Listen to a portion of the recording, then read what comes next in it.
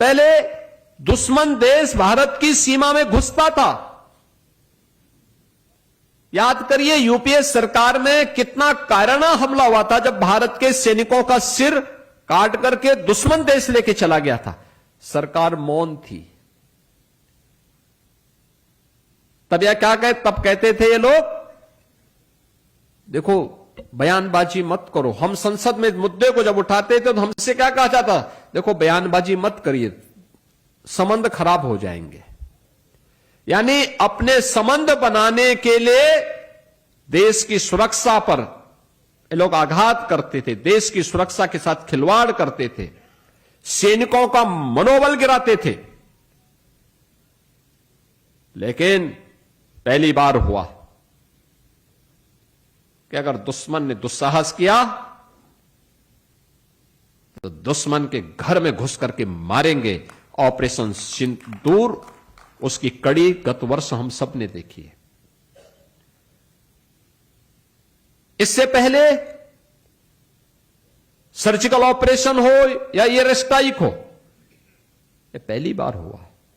रक्षा सौदे में भारत आत्मनिर्भर बने, देश के अंदर कोई सोचता भी नहीं था। डिफेंस मैन्युफैक्चरिंग कॉरिडोर,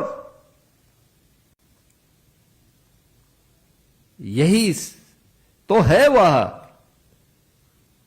जो हमें इस बात का एहसास करा रहा है कि देखो पॉलिसी पैरालिसिस का शिकार पिछली सरकारें कितना ज्यादा थी और कितनी आकंठ भ्रष्टाचार में खुली थी कि वे भारत को इस क्षेत्र में आत्मनिर्भर नहीं बनने देना चाहती थी।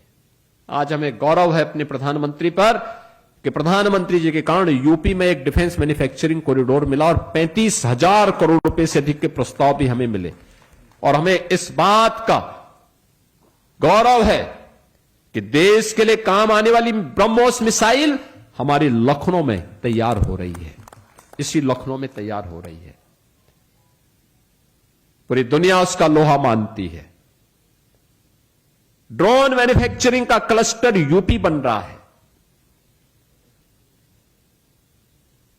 अन्य तमाम भारत की रक्षा आपूर्तियों का केंद्र बिंदु आज उत्तर प्रदेश और भारत बना है। और भारत आज रक्षा क्षेत्र में आत्मनिर्भरता के लक्ष्य को भी प्राप्त करने में सफल हुआ है। यह भारत की वो कहानी है जो हर एक क्षेत्र में भारत ने सफलतापूर्वक आगे बढ़ाया है और दुनिया की टॉप 4, टॉप 5 अर्थव्यवस्था में भारत आज के दिन पर भी मजबूती के साथ खड़ा है। पश्चिम एशिया के संकट के बावजूद ऊर्जा संकट से अपने देश को बचाने में भारत सफल है। अमेरिका जैसा देश पेट्रोलियम का प्रोडक्ट उसके पास मौजूद भी है, उस पर उसका एकाधिकार भी है। उस सब के बावजूद पेट्रोलियम पदार्थों के दाम वहां पर कई गुना बढ़े हैं।